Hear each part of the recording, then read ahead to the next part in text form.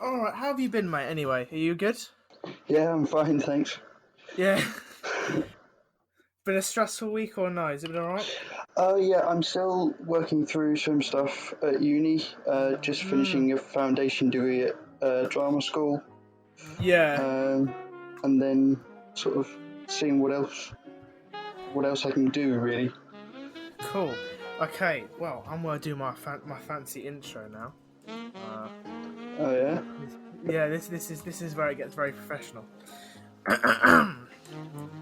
Hello and welcome to the In the Den podcast. I'm your host Craig Denham, and today I'm being joined by. Sean Morrison. Hello, mate. Are you good? Yeah, good, thank you. Yeah. Yourself? Yeah, I'm not too bad. I've just been on a call with my youth company, so I've just got off of that. So yeah, it's not been too bad, you know. Okay, cool. Yeah, it's my last week of lockdown, which is good. Back to work next week. Okay, cool. That's a positive thing.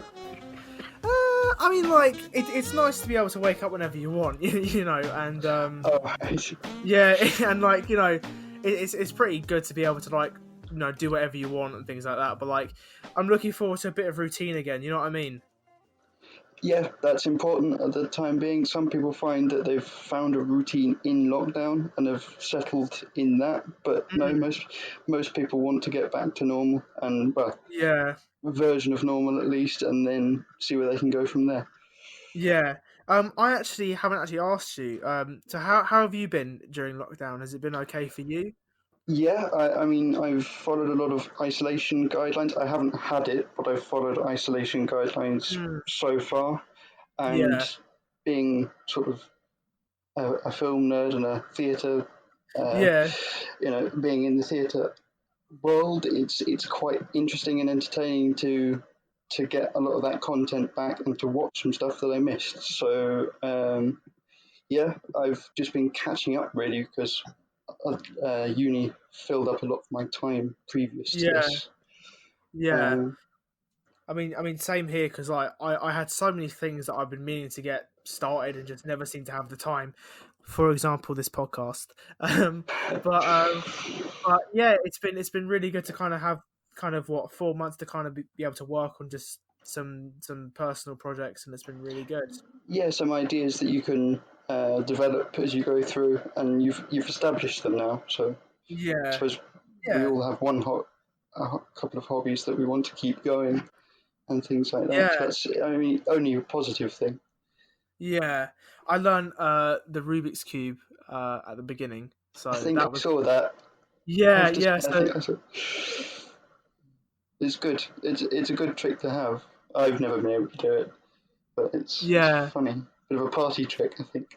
Yeah, it took Really. me like it took me like 3 weeks to do it, which I'm not very proud of, if I'm honest, because like it is such a long time, and like I do feel a bit sad that I spent so long on it, but I think it's pretty good. I hate to say it, but everybody had time, so you may as well fill it with something. Yeah, my mum wasn't happy when I turned around and I was like, "Hey, mum, I've done a Rubik's cube." She was like, "Oh, so that's where you've been for 3 weeks." So so What you'd been? What yeah, you? I mean, I'd wake up like just spend like an hour maybe a day doing the Rubik's cube and just stay in my room all day. So, like they didn't see me, you No, know. no. Yeah. So we should probably explain to everyone how we met and how our friendship came about. So yeah, would you like to explain how we Yeah, how? so we met up in college, sort of Mm, sixth form, I suppose, for anybody else that's not available, at the University Technical College in Bournemouth, yeah. studying slightly different things, but we had classes together, Mm, and then had a sort of friendship group around that as well. yeah. Um, So actually, I've spoken to a few people, but no one from drama class. So you're the first person I've spoken to from drama class, which is oh, good. really? Yeah, yeah. So I've spoken to Georgia, Phoenix, Olivia, and Romario, All and in this obviously, format? yeah, all in this format. Yeah, so it's been um, it's been good to talk to them and obviously see what they've been up to. But like, they were in film and they were in English, or they just were my mates on Yeah, yeah. outside of class. But I have really fond memories of drama class. To be able to kind of speak to someone from drama is actually really beneficial for me. Oh no, definitely. That was a crazy class. I mean, Oh in the yeah, sense of its experimentation and the groups that we had and then we didn't have within yeah. that class. And we also had some brilliant texts, some of which I've revisited recently, and they don't seem to have held up so well. I must have Oh really? quite good memories of them in drama class, and then not very good memories out of in terms of Fair enough. the text that we studied and the sort of world building that the teachers encouraged at that point Hmm. as well. Um, Yeah. one of sort of our class was a practical class rather than an academic class, wasn't it, Craig? So Yeah. we Definitely. we one of the few pieces of academic writing we did for that particular teacher was on some of the texts that we learned. Hmm. Well, Streetcar Named Desire, really. Hmm. Um, and then the practical side was obviously his priority, and most of the time it was ours as well. Um, Yeah. so yeah, we started with that along with the physicality element of the animals, I believe, and there was various different things that people will learn outside of, well, could have learned outside of college as a base, and Yeah. then got those techniques, sort of reaffirm those techniques later on. So it was very Hmm. much sort of, it was a basic course for then your understanding of drama later on, and it's helped me. I know that, and I'm pretty sure it's helped you as well. Yeah. I'd agree with that because going. I think I remember speaking to our year 12 teacher at the end, and he kind of said to us all, "What was the thing that you learned this year?" And I think I just said I learned that I know nothing, but that's really good for me.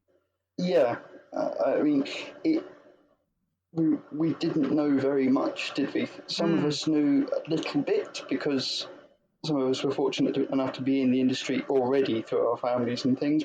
But yeah. most of the time, it was a kind of, okay, so who's he then? Who are they then? Mm, What have they written, taught about that's important for the industry that we want to go into? And I always approached it from a directing point of view because I knew that's the kind of direction that I wanted to go in. It was a kind of introduction to most of the practitioners that we'd learn about, yeah. like further on than drama. So it's things like I don't know, Brecht and Stanislavski Mm, and Brooke and things that have come up in my sort of job now. I call it job. It's actually uni, yeah. but I Yeah. call it a job because of the hours. Um, um, I think you do more hours than me, and I'm actually working. So, yeah, yeah, it exactly. probably is more. It's definitely a different approach to learning, Mm, and Elstree was part of that. Elstree was part of that thing, but they also allowed a lot of experimentation as well, which mm, when I think back on it, they did. I didn't think so at the time, but they did. yeah. Coming, you're like looking back on it. Weird though. It's good. Slightly Yeah. strange and slightly and very very interesting. Um, Yeah. I definitely agree on the fact that when I first started drama, I didn't understand what practitioners were, or like before sixth form, I had a very basic understanding of drama, and I kind of got to sixth form, and I was kind of being told that okay, actually, this is kind of how things are done around here. This is actually kind of what we do on a real life basis, which was actually really beneficial for me going forward.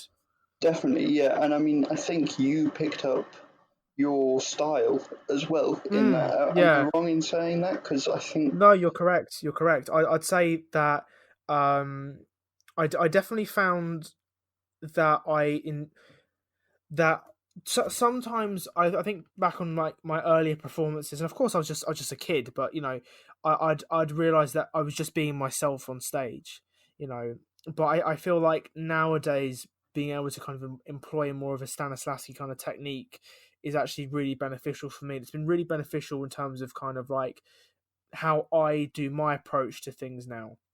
I'd also say that Brecht was really beneficial as well, because I think sometimes my comedy was for the sake of comedy. So yeah, Brecht, the comedic side of things, yeah. Yeah, and I definitely also say more, maybe not political, but I think I try and make sure that there is a point behind my comedy rather than just being funny for the sake of being funny. Yeah, I mean, it balances quite well between slapstick stuff and practical Yeah. jokes and things like that. And Mm. then if you want to get serious and political about things, you can. I Yeah. I didn't see that in people's comedy if I could help it, unless somebody Yeah. was really being satirical. Um, Mm. but that was just something I saw in a lot of students at Elstree. Actually, was part of their personalities, was this humour side of it, Yeah, and definitely. drama helped with that.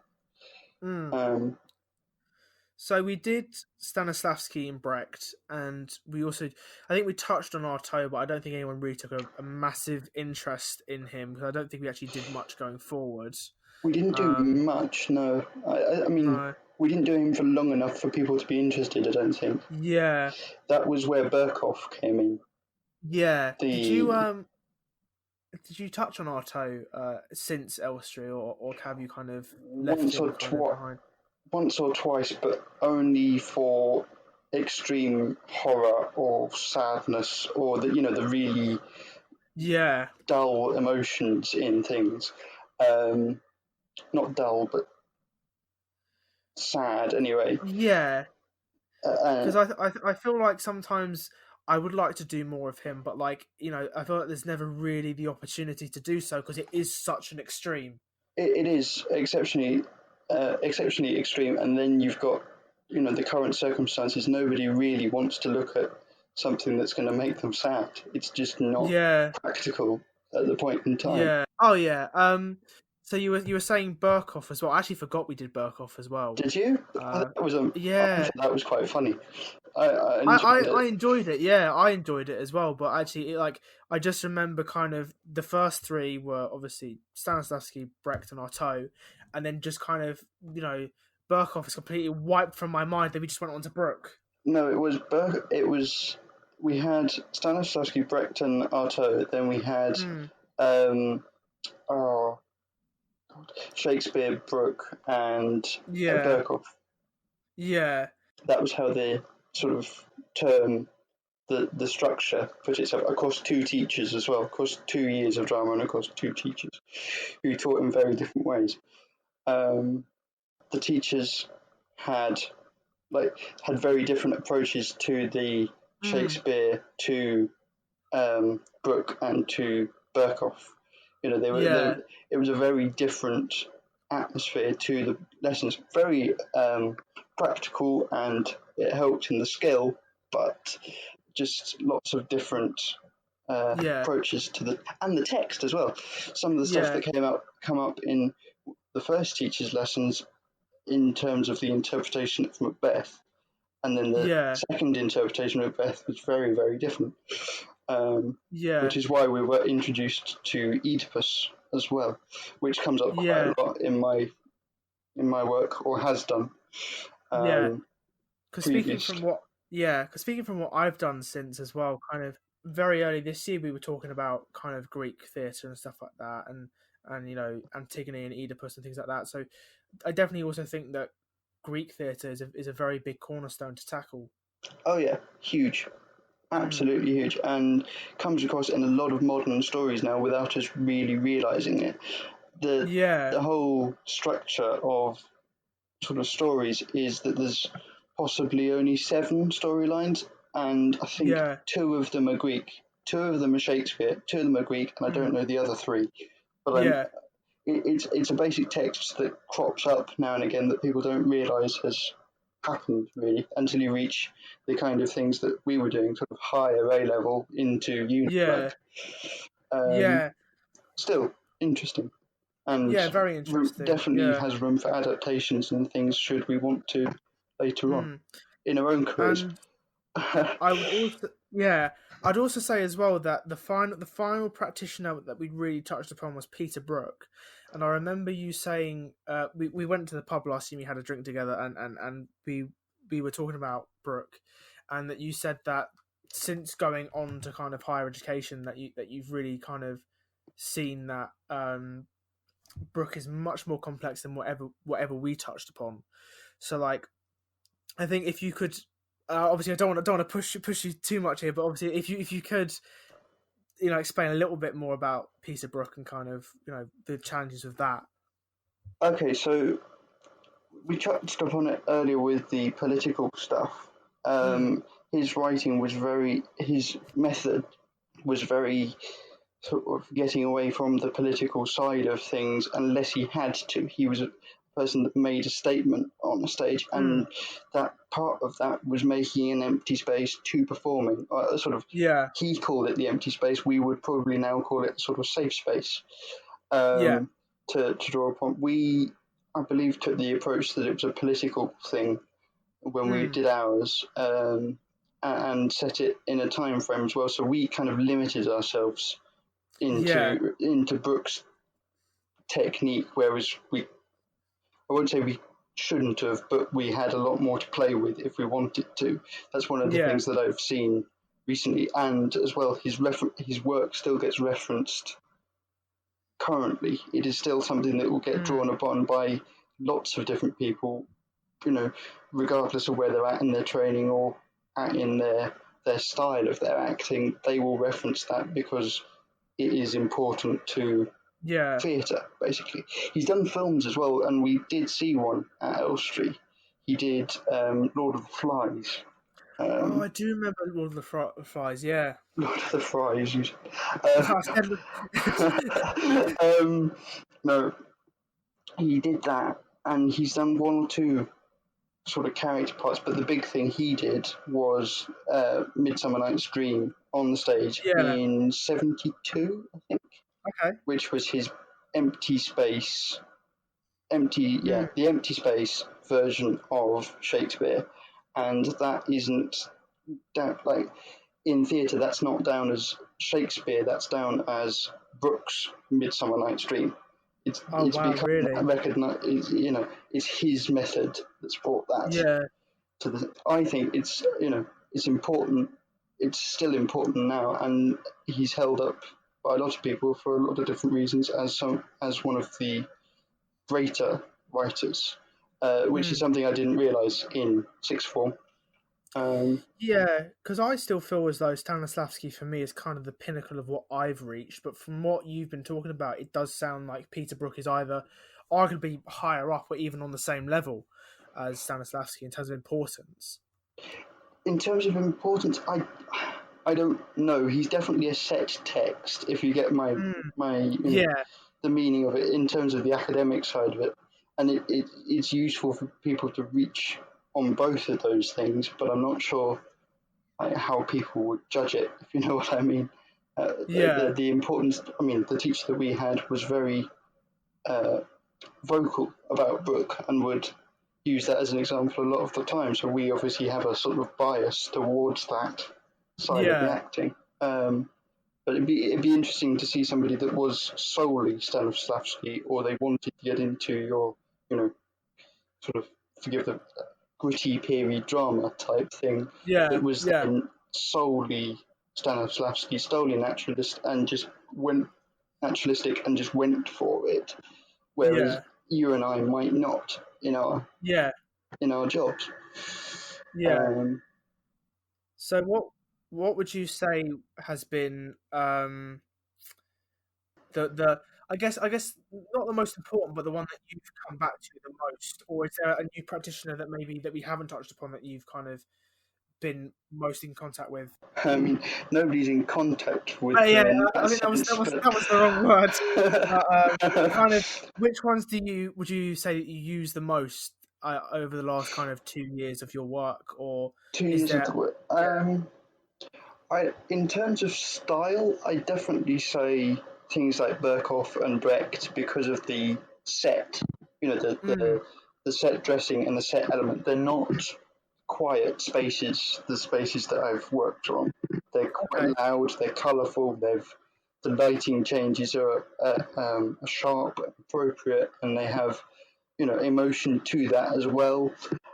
But yeah, the naturalistic stuff still holds with a lot of people and is internationally recognised. So you do tend to see that more often. The kind of so-called straight plays rather than hammed up acting or acting for a sort of political purpose, if you know what that. What have you come across in the work? So obviously, like I took a massive break after finishing Elstree in terms of acting, and I didn't do an awful lot for about a year and a half, and then I kind of got back in touch with that side of my life towards the end of last year. I'd definitely say that we've taken more of a Stanislavski approach. I've also touched upon Meisner, which has been very interesting, but very difficult, I must add. Yeah, no, it is difficult. Mm, I've been sort of around it and I've seen it done, and it's important, but it's also quite scary. That was one of the sort of warnings we got at sixth form level, was that some of these techniques aren't always, um, you know, preferred methods. either the preferred method or the safest method, depending on who you are and where you are. Yeah, Um, but that's how for people in the next steps of their career, should they, if drama school's a thing for them. yeah. Um, So you are at a drama school at the moment, yeah, and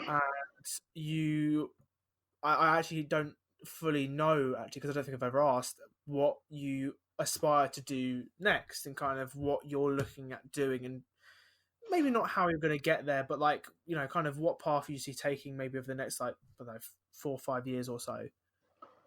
um, If you can okay. plan that far ahead. I don't think anybody can at the minute, to be honest. How can plan further than a week? No, exactly. So no, the general idea and the idea I had at sixth form and what I'm kind of sticking with is camera operation, directorship, that kind of Okay. thing. I've had think a couple of experiences at drama school which have led me on to more of the director of photography side of things and the artistic side of things rather than the um, di- directorship solely. If you take that into account, one thing I didn't realise was the closeness of the relationship between the director of photography, the assistant director, who is basically a stage manager but for a film, and then Yeah. the director themselves. Mm. So, there are ways and means of achieving an ambitious but decent goal in film without being the director. There is roles that I feel I can fill without being, a director by the time I'm 30 or whatever. Yeah. There are other roles out there. So is your course a 2-year course or a 3-year course? It 2-year course, and I'm coming to the end of it now, so I'm thinking about moving forward. Like Yeah. hopefully into education, because job market isn't so stable at present Yeah. Yeah, of course. everywhere. Yeah. But Uh, that's the next step, would be something to improve on what I've done at a foundation level. yeah, of course. So then you'd want to move into more of a director of photography. Would you ever consider working in theatre, or would you say that definitely film is kind of where you're more aimed for? Definitely, the aim is film. Mm. Um, I think some directors and some video specialists now have made the jump between both, which is Yeah. a possibility given the training I've just had. Yeah. But again, everything needs to recover, including, Yeah. of Of course, the course. students that are involved at this particular point in time. Yeah. So there's, the, the ambition is there, the Yeah. aim is there. Whether it's practical is another thing, sort of Yeah. entirely. Um, doesn't doesn't mean I dislike it at all, and I'm Yeah. still Of course. enthusiastic about it.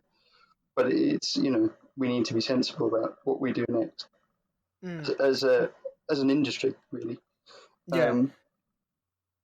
So Yeah. kind of touching on what is next for the industry. Obviously, we're talking now at a very pivotal point in time, because obviously, you know, there has never been a situation like this for over 100 years in terms of kind of a global pandemic, you know, or kind of a global virus which has kind of halted so much of everyday life. And kind of what's recently been in the news, especially over the last week or so, has been kind of what us as an industry can do moving forward. So as someone that is working in that industry at the moment, I guess what would you expect to kind of see in kind of the next, you know, going forward, pretty much immediately or as soon as we can? What would you expect to see? I I don't know. I think I have looked at what's next in my own work, in the fact that Yeah. I've written stuff and kind of made it a bit of fiction, really. This whole Mm. situation, like in to turn it into fictions, so as to explore the idea of what is next. The Mm. practical side of things is basically social distancing as best people can. Yeah. That, that provides issues in terms of financing, which Yeah. is losing people jobs and various other things that are hideous and won't help Yeah. anybody.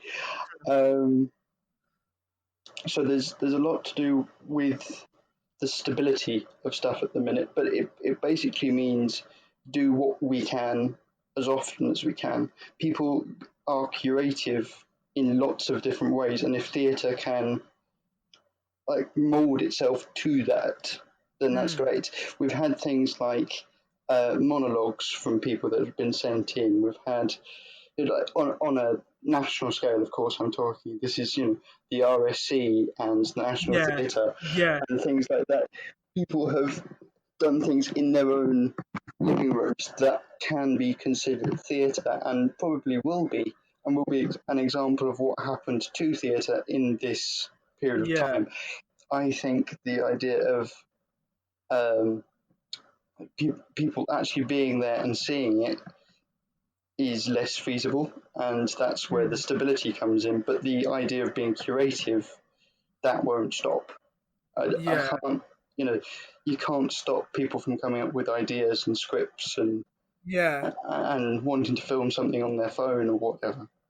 Yeah. Um, so yeah, no, that we are currently in a place where people are picking things up and running with it, getting ideas, filming things from their phone, that kind of thing. That's where we are now. The practical bit of it is getting the theatres stable again.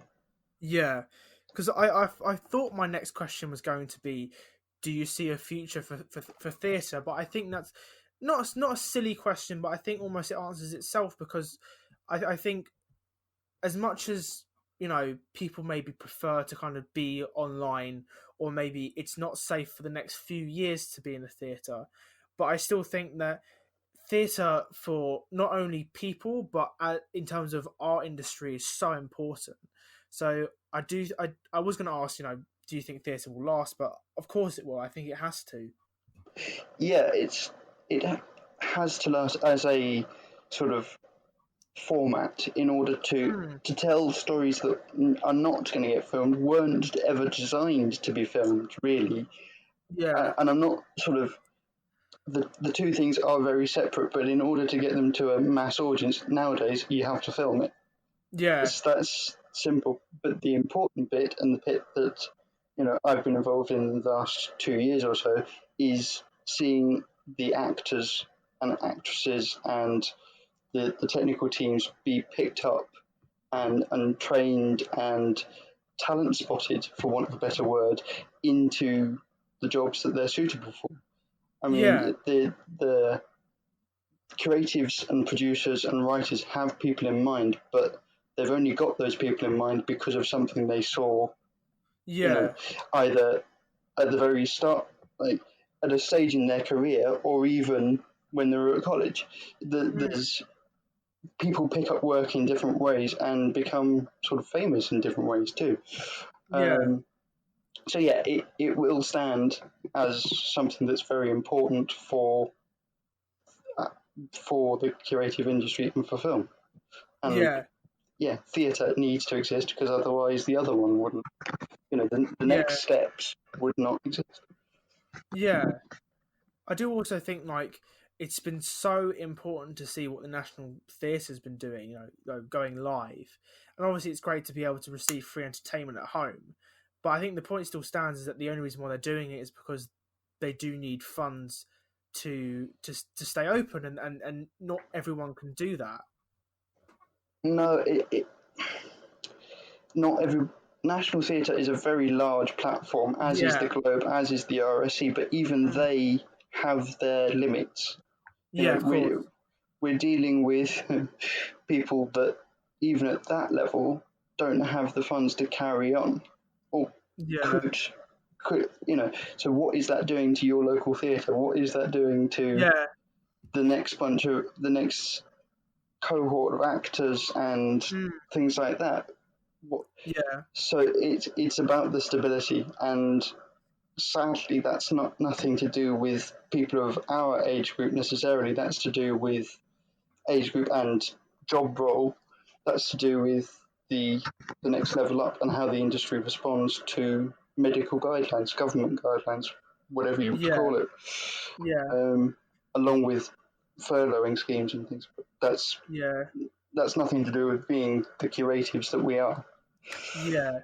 So do you think like over I mean, I'm going to be selfish here and talk about myself, but like in terms of kind of like what I want to do going forward, theatre it would have been such an important part, and kind of being able to like, you know, get some skills going and kind of being able to be involved in work. But I don't know how much you know about this, but what do you think would be maybe kind of what actors kind of at my level would be doing in kind of terms of replacement for theatre, or is there a replacement for theatre? Theatre, as it is currently, is for our age group training. Right? Mm, It exists to train people like us in our age yeah. group. It's enjoyed by lots and lots of different people and has so many different stories it can tell. But for our age group, and for those interested in what we're doing, Mm, it's to do with there's so many different techniques and writers and mm, practical stuff that you can do to make sure that you're ready for yeah, for when things get back on their feet. Again, this is all at a school level. Schools yeah, aren't going to turn you away. Colleges aren't going to turn you away. They're just going to teach you differently. yeah. I would say, I'm coming to the end of my time now at drama school, so it might be different, but Mm, I couldn't see them turning people away. yeah.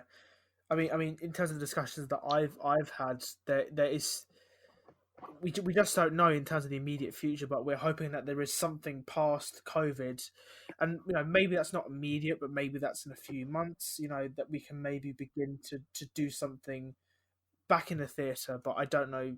I feasibly don't know how possible that would be. Yeah, I don't know. Again, nobody knows. The Yeah, thing, nobody knows. Yeah. the thing, the thing to do is to look at the techniques. Is to look at Mm, the skills, the techniques, the things that you might need to audition or to continue, or yeah. writers you might like, or things like that. Even if it's just Mm, reading stuff, you've then got a base to work from. mm. Because one of the great joys of the last kind of 9, 10 months or so has been able to go to theatre more often and kind of you know Explore it. explore, yeah, and see. So I've seen lots of stuff at the National Theatre over the last few months.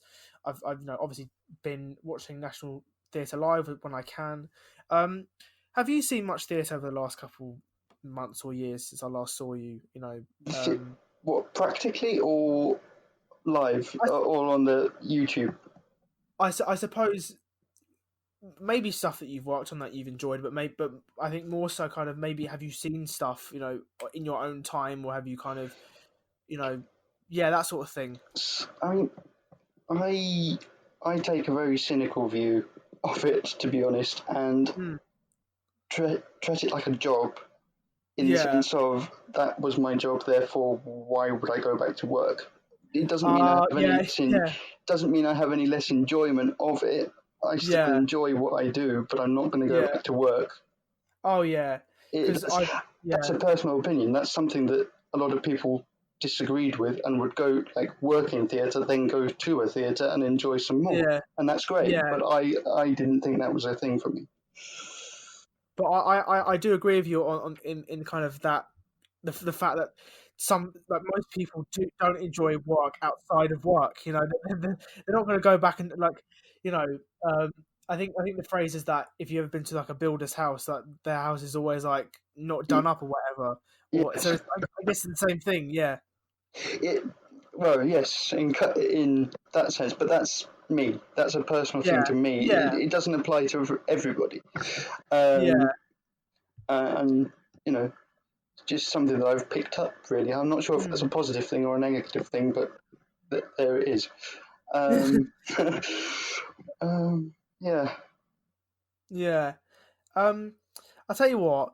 I've asked you about theatre for long enough. I think that it's time to turn to something a bit more up your alley, which is television. Because I know you are a massive television buff. I am quite nerdy on the HBO stuff and various other developers as well. But yeah, no, I do keep a good eye on stuff. So where do we start, I suppose? where would you like to start? Because we share 2 TV shows, and I'd like to talk about them both. But where would you like to start? Because we have Game of Thrones and Peaky Blinders to sort of cover. Sort of discuss between us, yeah. Let's go with Peaky Blinders for the time being, because Game of Thrones is controversial. Peaky Blinders is still going. Yeah. There's things we can discuss about Peaky Blinders that we can think about for the future. I think it's 2 seasons. I have a suspicion that it's 2 rather than just the 1, but it has stopped production. Yeah. That's another thing. Well, I think we can safely say spoilers ahead if you haven't. Yeah, definitely. Yeah. We don't care about you. We're gonna talk about it. You know, we're gonna enjoy this conversation. Well, we're gonna we might do it inadvertently. Spoilers.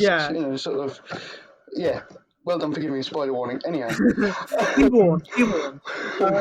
So, Peaky Blinders was your recommendation for me last time. The second to last time I saw you, you said watch Peaky Blinders, you'll love it, and I do. So. I watched all 4 seasons and I loved it. Good. And I watched the 5th season and I really enjoyed it. But I've heard otherwise, is that some people don't like it. The 5th season was interesting. I enjoy the whole concept. So there is a bit of bias in there. It had a lot of predictable stuff, but you've got to consider the era in which it was set as well, and the opposition that Tommy Shelby could be going up against. Like historically, and for the program, you've done the sort of the Northern Irish, the issues to do with the police, the issues to do with the mafia, a revenge plot, and where consider where else that would go in the 30s. Sort of, especially in England. The next season, Peaky Blinders could have been with Michael Gray. Could have been in America, and you wouldn't have seen Tommy. Right? Yeah. They could have done that kind of spin just to give it a bit more traction, I suppose. But really, in the grand scheme of things, you're talking about which villain are we moving to, and a lot of people see, it's quite an obvious villain trope to have that, and then have somebody who's not a hero necessarily, but certainly a protagonist dealing with somebody that's quite clearly a villain. Yeah. And so that slower paced maybe, but you've got to consider the enemy he was up against and what he was planning to do, I think. Yeah. I haven't watched it in a long time, so I don't think I could give any sort of episode by episode advice on it. Yeah, because I obviously wanted to talk about it, but I haven't watched any Peaky Blinders since season 5, which I think was end of September, I think, or at the beginning of October when it kind of wrapped up. Yeah, no, it is. It's mid of October about time. Yeah. I hold season 5 in quite a high regard, but I do kind of Yeah, think that it possibly could have been. I did see the issues in it as well, and I did see maybe why some people didn't like certain aspects of it. yeah. I'm not. I would. I don't know. Without looking into it, I wouldn't be too sure where those issues lay in Mm. that sense. Maybe you could tell me. But Yeah, you go on. I've heard a lot of people not like Tommy Shelby's.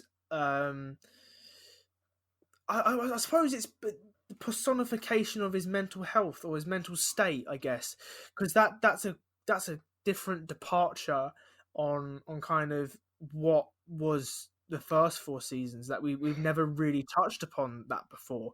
But I It ha- enjoyed it, but I didn't really.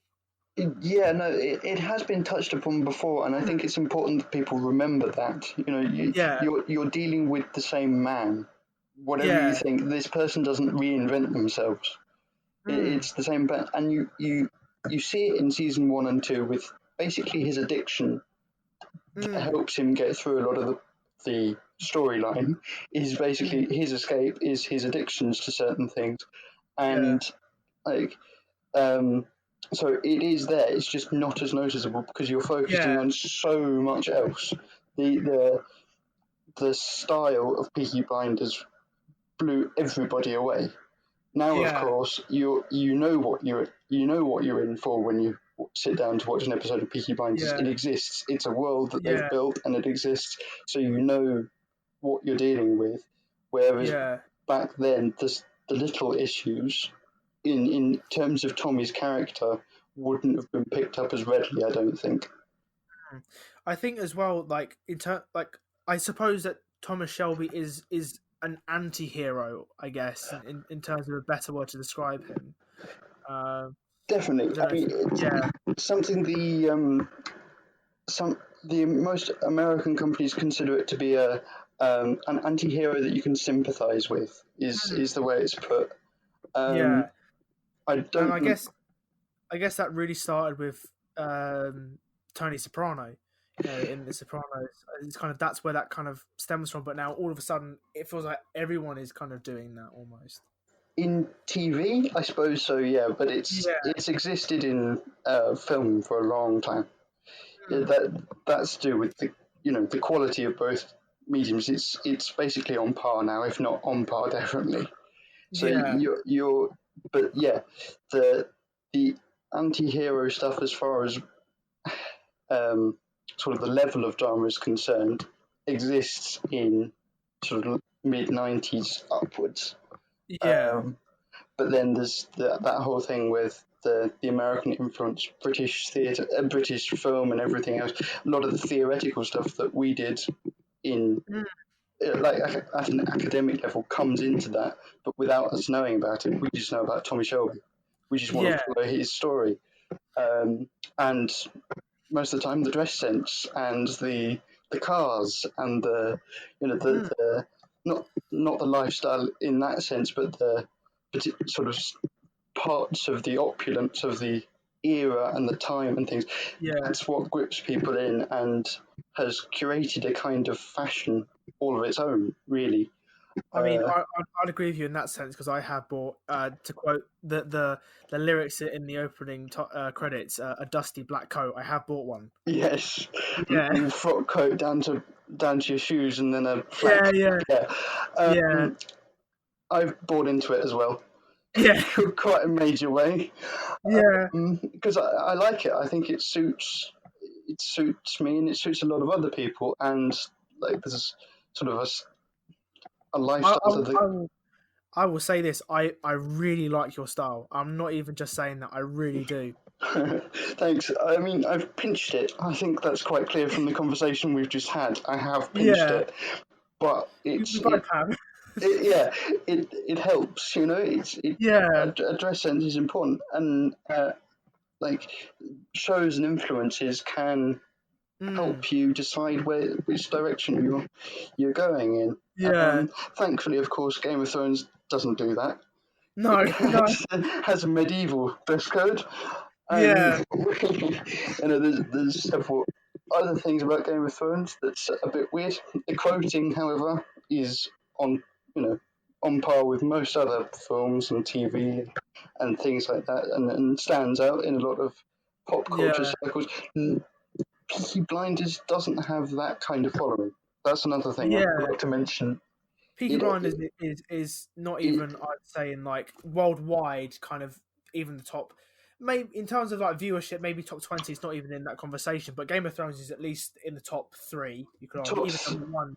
Yeah. yeah, no. If at points it would have been one, sort Yeah. of last year before it would have been 1 or 2, but Yeah. now it's like top 10.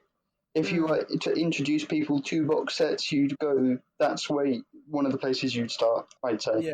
certainly one Start of the either places Game I'd of start. Thrones. Yeah, Game of Thrones or probably Breaking Bad or something along those lines. Something big, something popular, something that people will engage with if they're happy to. Yeah.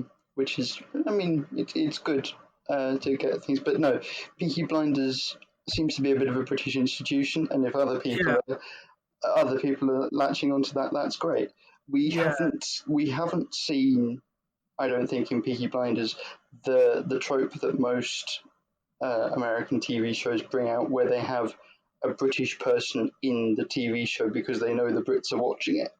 They know we Yeah. as British people are watching it. Say, sort of season 3, they'll have one British person because they know the British people are watching it. Yeah. The dramas that we're talking about, Peaky Blinders, Game of Thrones, and maybe even Vikings as well, Yeah. haven't gone there. They've established a set. Yeah. Peaky Blinders and Vikings have established a set cast, a type to go from that Yeah. work definitely. I have. Maybe I shouldn't have used Vikings there. That's definitely American. But we'll deal with that. Maybe Yeah. we did. Yeah. So I have 2 more questions on Peaky Blinders, unless there is any more you'd like to add. No. And then we'll So go into Game of Thrones, shall we? we'll go on to Game of Thrones. So my second to last question on Peaky Blinders is this is a spoiler. There is no way to kind of get around this, so I do apologize if you haven't caught up. But when oh, not Arthur. Who was Tom Hardy's character? I've forgotten his Oh, name. Alfie Solomons. Alfie Solomons. Yeah, when he comes back in that last episode, what did you think of that? Because that's another thing that people didn't like about this series. I mean, it's a trope. It's a stereotype. You can bring people back virtually any way possible. And if you've watched enough TV, you will have spotted it. Spotted it Yeah, and were comfortable with the idea of it. yeah, Sort of thing. It's not going to come as a shock. That's yeah, that's where you start to get the rankings of TV programs. If things are genuinely a shock, people tend to receive it better. If people have seen it coming, they're like, no, why yeah, was that a thing? But no, I enjoy it. I enjoy that character, so I was glad to see him back. yeah, In terms of the interaction between him and Tommy are brilliant and come up yeah, sort of you can scripting wise they stand on their own type thing yeah, with a lot of the stuff we studied academically, and I'm surprised that they're not brought up more often. yeah, I did enjoy the twist.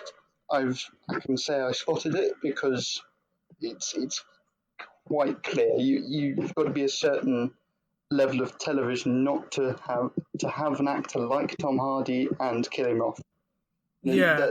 It's a certain level of drama. Peaky Blinders. Very brave thing to do if they went through with it the whole way. And Yeah, yeah, you're not going to kill off Tom Hardy, but they tried. yeah, yeah, It's no. Again, I enjoyed it.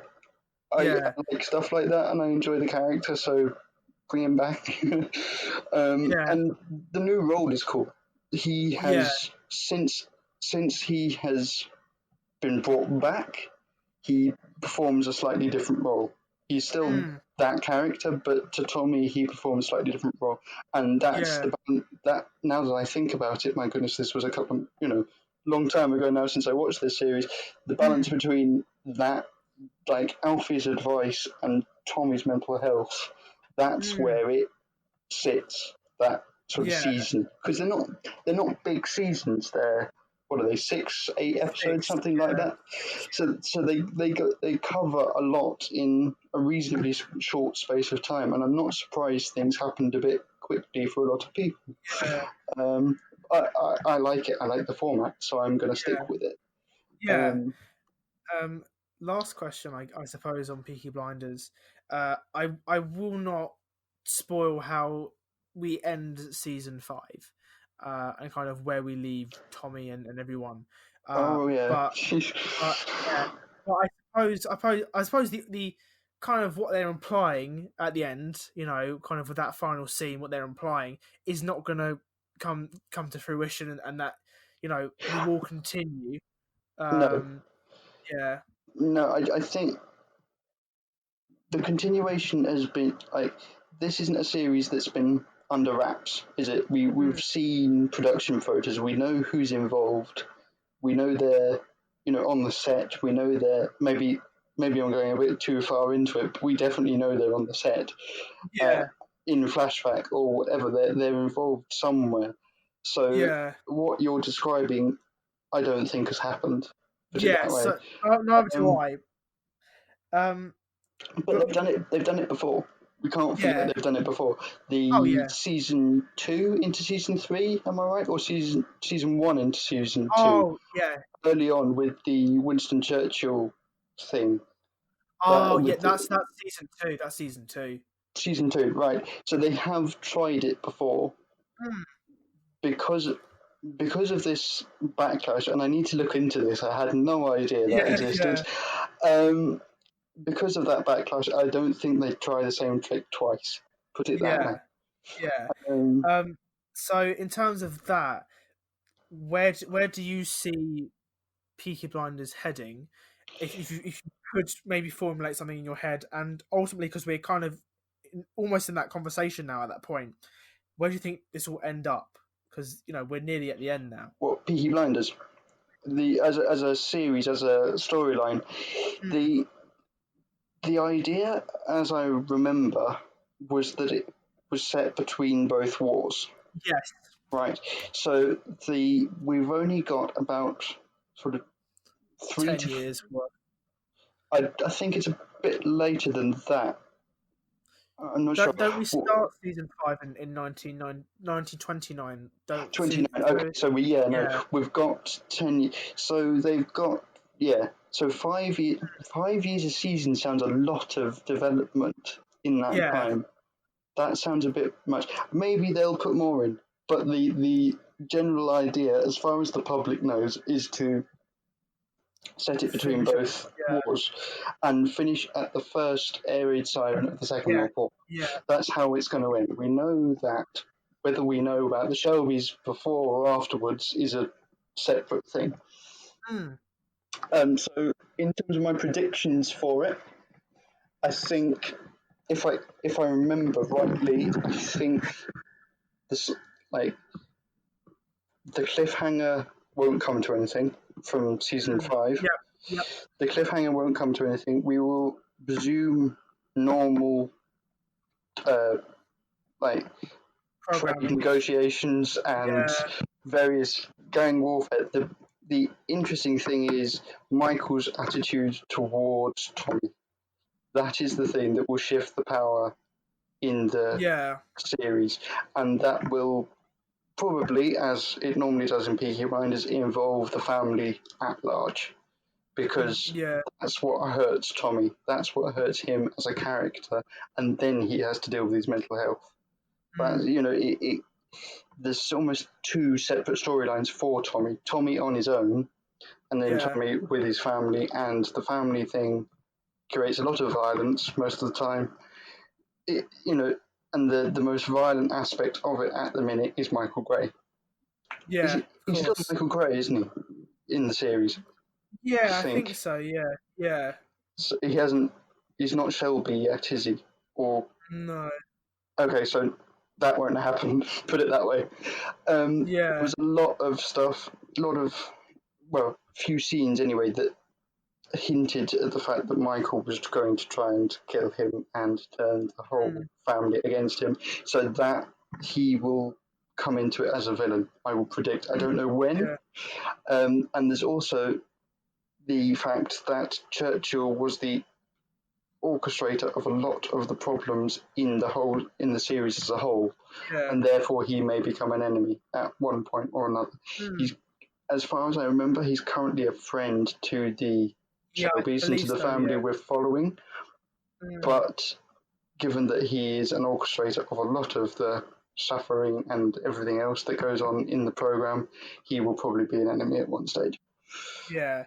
Like Also, we have to wrap up the current villain that we have, because kind of the part of season 5 is that we didn't see that climax where no, Yeah. and we won't for another. In terms historically, we won't for another sort of 3 or 4 years before anybody realizes quite what's gone on. Yeah. Because you've got a war of independence and then you've got the Second World War, all of which involve Oswald Mosley and that side of it. How Peaky Blinders deal with that, I don't know. Yeah, because you have to take some artistic liberties, but also, like, in terms of maybe as much as you can sticking to how history goes, Yeah, I mean, Yeah. the historical Peaky Blinders is a story of somebody's granddad, right? Yeah. Is the story of somebody's granddad when the granddad was a little boy and was around at the time of the Peaky Blinders. So that is the fantasy element of it. Yeah. The Peaky Blinders themselves were around 11 years before the start of what we see them. No, sorry. Yeah, 11 years before the start of what the program is set at. Officially, historically, that's where they were. Yeah. But then, of course, being the era that it's set in and the villains that they've gone up against, you've got various historical facts that need to be covered. Otherwise, we just end up losing most of the story. Yeah. But that's Yeah. so that's where I predict it's going to go. Michael Gray will be a villain at a point. Oswald Mosley will be sort of either seen as a villain properly for the first time in terms of the Shelbys in this next season, and then Churchill may become the next antagonist towards the end of the season. But that's sort of end of the series. Sorry, but that's 2 seasons away at least. Yeah. So I think that wraps up Peaky Blinders quite nicely. I hope so. Yeah. I think obviously I didn't even clock Michael Gray being kind of the next big thing, but I agree with you now thinking about it. I don't think he's the next big thing, but I think he's definitely dangerous in the series. I think he's definitely kind of where we're heading anyway. Yeah. Yeah, definitely. Because he's a young man. Anyway, Game of Thrones. Game of Thrones. We've reached that part of the podcast, ladies and gentlemen. Strap in tight, boys. So we met up. We've met up twice since we've left Elstree. We've met up April of last year, which is just before the series 8 of Game of Thrones, and I just binge watched it all. You did. You did that in record quick time as well, didn't you? 21 days I did it in. For the whole thing. Yeah, for the whole thing. I will admit I didn't have a job at the time, so that probably helped.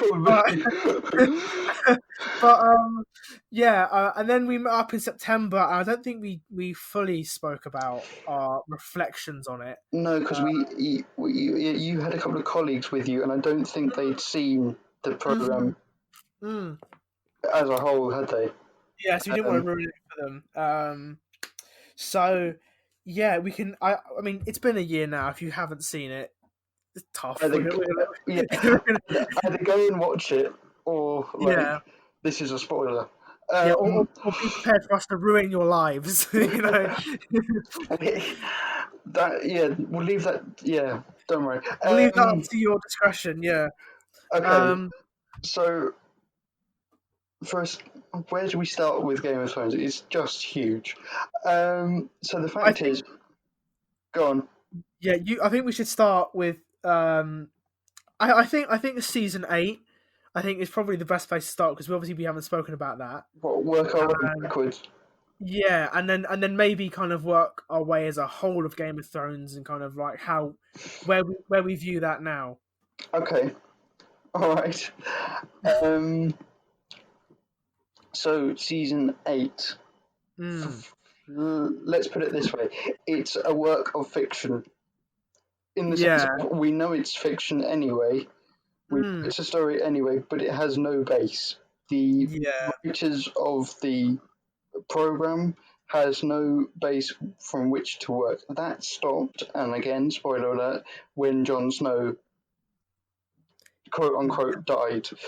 Yeah. In series 4, sort of start of 5, that is where the books stop. Yep. The issues in the series is that the producers and writers of that series, they do both in the series, had written it quickly, Yeah. not taking into account the facts of the book and the facts of the stuff they themselves had curated, Mm, and rushed it because they were going to write a Star Wars film together. yeah. Yeah. Which didn't even end up Which didn't happening. happen, no. Yeah. And therefore, I'm not going to say it's just different. It doesn't, it's quite it's not the ending that should have happened given the setup. Put it that way. Mm, The yeah. the like for it to go so slow after seasons and seasons of, okay, we're going to have a battle, we're going to do Mm, this character's going to get chopped, this character's going to, there's going to be heirs and kings for the next 100 years or something because of something somebody's going to do now. mm, That whole thing was set up, and then all of a sudden season 8 comes along and like rushes through supposedly one of the biggest battles in the whole canon, mm, and well, I say rushes through. It was 2 episodes of an 8 episode season, so yeah. in the grand scheme of things, it is quite big Mm, in that sense, but was rushed in the scripting of it. And this is, I mean, I enjoyed it. I liked the big battle scene. I enjoy epic movies. Lots of other things, and I'm sure you do too, Craig. yeah. Yeah. Yeah. But yeah, I enjoy that kind of scale. Mm, However, when you're dealing, that's the public opinion of it is that it was rushed and was a letdown, yeah. effectively, because of the things that people have read and things that people have seen. Mm, Um, so yeah, that's basic overview of season 8 in terms of the fact it's not going to give any spoilers in that yeah. sense because it is big and it will spoil it. And if you haven't seen it before, sort of get watching, start being involved in Yeah. that drama. Um, It's hard to recommend Game of Thrones to people now though, because you kind of go like, is it really worth their time? Because it took me 21 days, and I had nothing else to do. But like, if someone has like, you know, a job or they're at university, they have commitments like most people do, to kind of maybe dedicate 2-3 months of your life to watch a show, but that ending is kind of a bit anticlimactic. But would any, you still say it's worth it to watch? I think it is. I think Mm, it's one of those things that people view as an important story, or yeah, rather, like that is the sort of um, basically it's Lord of the Rings with the blood and guts and everything else put yeah, back into it. Okay, yeah, Lord of the Rings is a quintessential story. Maybe Game of Thrones will come to be a quintessential story as well. We don't know, and in that sense, it is worth it. But the yeah, fact of 70 odd, like top end of 70, going into 80 episodes of, I don't know, like a series, and as you say, possibly months of your life watching this thing, yeah, maybe it's not the best thing at the yeah. minute. Um, it's a good story, but 80 Mm, episodes is a long time. yeah. There are bits that will stay with people. I'll say Yeah, that. Regardless of what they think of it now, there are yeah. bits at the point in time, bits when they watched it that were important and will stay with people. Mm.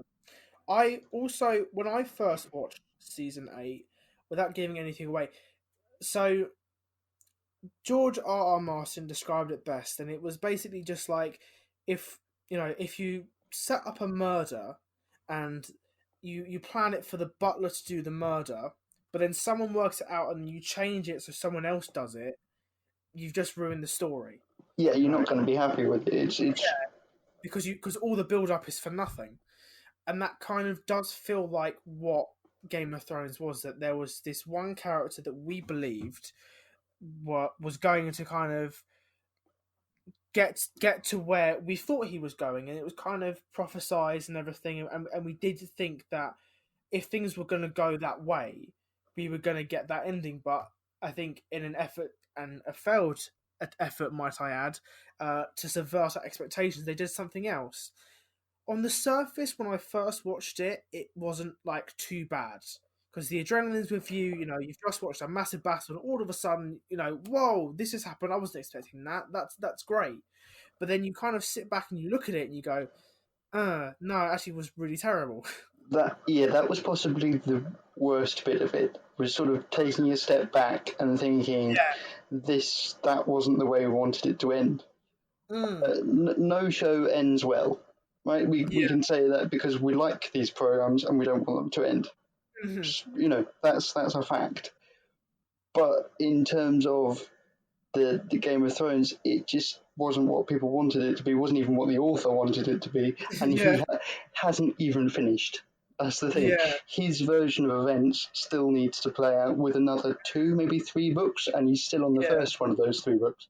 Yeah. Um, But I think it's smart. It's a smart idea from him, because he doesn't have to write for 10 years or whatever it is. He can get all the royalties from the Game of Thrones series, and then when they mess it up, he's like, actually, don't worry, guys. we can I'm make doing my this own. better. Yeah, I'll do my own thing. It's fine. Don't worry. So actually, he's a very smart man. Yes. However, and he is. He's a very smart man. The thing Mm. is, the literary audience of these books have stuck with him and have stayed with him through the TV show, and therefore, like, there's an audience there without the show that need to see that ending. Yeah. I think that's the kindest way of putting the sort of divide between the books and the TV Mm. is that the ending will be different. Yeah. 100%. It's up to you whether you're interested in that or not. Having seen Yeah. season 8, I am, and I'll read it because I've read the rest of them. Yeah. It's up. The interpretations will be different, and it's up to you which one you prefer, I suppose. Yeah. So I think in terms of now talking about Game of Thrones as a bigger picture, would you say overall you were you disappointed by kind of Game of Thrones, or would you still regard it in kind of your kind of favorite pieces of media? Because I know you are very passionate about it. So are you massively let down by it, or has it not massively tainted your kind of whole experience of it? As a whole, no. I still like it. I still like it as a concept, and there's a story, and that up to about there are points that people could stop if they wanted to.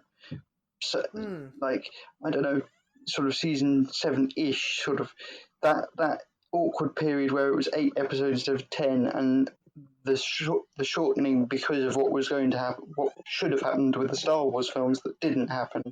Mm. That's where we notice the cracks in Game of Thrones. I will still enjoy it because of the things that being nerdy about it, basically. Mhm. And the period of time that I enjoyed Game of Thrones, I was a bit Yeah. younger than I should have been watching these TV programs. Yeah. Uh, We and all and were. We all were. exactly, but it's that for me is part of the enjoyment. Mm. I, I'll keep that's part of why I enjoy it because I watched it at a time where the medieval storyline, the whole scope of it captures my imagination, and still does. Yeah, It just dropped the ball in terms of yeah. the execution of the finale, which was season 7 and season 8. I still recommend it as a story. Last question from me, and of course, if there is anything else you'd like to touch upon, then go ahead. But so the last question about Game of Thrones, and probably the last question I have for you, would be where do you see Game of Thrones in terms of its legacy, and kind of like where do you see it in terms of in an overall scale of media? Where would you put it in terms of like greatest television shows of all time, or kind of greatest pieces of kind of drama of all time? I know it's a very hard question, a very broad one, so if you can't answer, then obviously that's absolutely fine, but if you could give some sort of answer. No, I think it definitely ranks in sort of filmmaking, TV narrative terms as one of the best pieces, one of the most innovative pieces ever, because Yeah, it genuinely shocks people, yeah, and will do, like, does now, and it will do for years should people pick it up. yeah, But like it's been diminished. It's gone down a lot in people's estimation because of what. And I'm not putting it solely on one episode or one season, yeah, but what I'm saying, like it's ended and seemingly forgotten in a yeah, sense. So it has a legacy. It is important in the sense of nothing shocks like that. Like George R. Martin had to go back to Shakespeare to get the same sort of shocks, to get the yeah, kind of, and yeah, that sounds pretty basic, but given the content of both things, they're pretty similar. yeah, The stories that are played out, the shocks that happen, cover most of the same beats, along with the deaths and the violence and the importance on marriage, and the romantic elements, such as they were in Game of Thrones. yeah, Like it has a legacy. It is important, but it it's whether you pick it up or not, I think, is where we want to end it there with Game of yeah, Thrones. It's whether you're interested enough to pick it up. yeah. I think that's about covered everything, really. Yeah, unless there is anything else that you'd like to talk about. No, no. No, It's been great talking no. to you with you, Craig. Yeah. Okay, brilliant. Well, that is the end of this episode of the In the Den podcast. Sean, I don't know if you have anything to promote or shout out, but if you do, this is your space. No, that's fine. Thank you very much. Well, yeah, thank you for listening to this episode of the In the Den podcast, and I will see you all next week. Bye-bye.